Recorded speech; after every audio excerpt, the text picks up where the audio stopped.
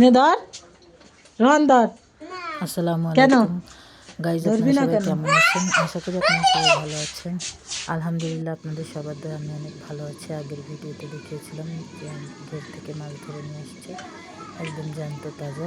তার ভিতরে ছিল একটা বড় শোল মাছ। সেই শোল মাছটাকে যে এখন ভুনা করা হবে, পুরো ভিডিওটা দেখতে আমাদের সাথেই থাকুন। এই যে দেখুন, শোল মাছটা পরিষ্কার করে ধুয়ে কেটে রাখা হয়েছে। এবার ওইতে নুন, হলুদ আর অল্প একটু মরিচের গুঁড়া মিশিয়ে ভেজে নেব। এই যে নুন হলুদটা আমি মাখিয়ে নিচ্ছি ভালো মতো মাছের গায়ে।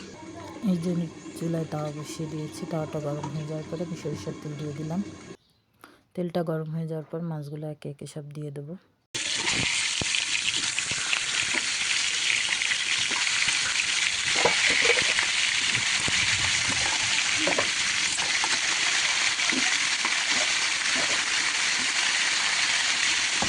এই যে আমার মাছের এক পাশ ভাজা কমপ্লিট। আমি এবার মাছটাকে আবার উল্টে দেব। এই যে একে একে সব মাছগুলো আমি উল্টে দিচ্ছি।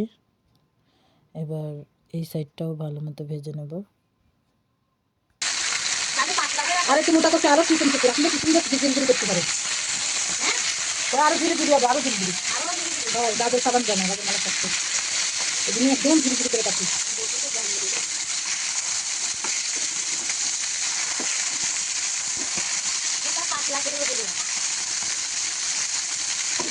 আমার মাছটা ভাজা কমপ্লিট। আমি এবার মাছটা ভুনা করতে চলে আসলাম। কড়াই গরম হয়ে গেলে দিয়ে দিলাম সরিষার তেল। আমি পুরো রান্নাটা সরিষার তেল দিয়ে করব। তেলটা গরম হয়ে এলে এই পর্যায়ে দিয়ে দেবো পেঁয়াজ কুচি, হাফ কাপের মতো। দিয়ে পেঁয়াজটাকে ভালো মতো নেড়ে বাদামি কালার করে ভেজে নেব। ভাজা হয়ে গেলে দিয়ে দিচ্ছি টমেটো কুচি। তারপরে দিয়ে দেবো শুকনো মশলাগুলো, যেমন হলুদ গুঁড়ো, ঝালের গুঁড়ো আর লবণ। আর ধনিয়ার গুঁড়া দেবো না, যেহেতু ধনিয়ার পাতা দেবো, এই জন্য একটু জিরার গুঁড়া দিয়ে দিয়েছিলাম। অল্প একটু পানি দিয়ে মশলাটাকে ভালো মতো এবার কষিয়ে নিতে হবে।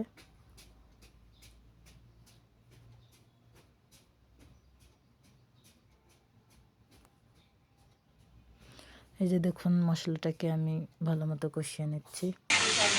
কাজের লোক লাগবে, আপনি খালি একজনের ধরে করবেন, পরে দেখুন যে আপনার বাসায় যদি কাজ করার ইচ্ছা থাকে আপনি লোক ফেলে ধরবেন না, এত লোক হবে। মশলাটা কষানো শেষ। এ পর্যায়ে দিয়ে দেবো ঝোলের পানি পরিমাণ মতো, দিয়ে ভালো মতো নেড়ে এবার ভেজে রাখা মাছগুলো দিয়ে দেবো একে একে।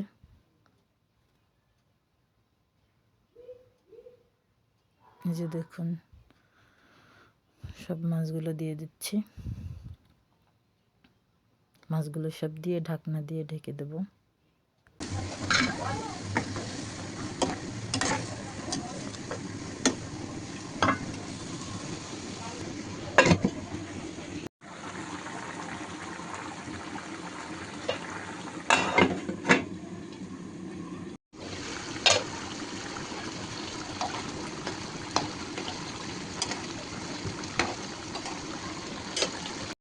ঠিক এই পর্যায়ে যখন আসলো তখন দিয়ে দিলাম ধনেপাতা কুচি।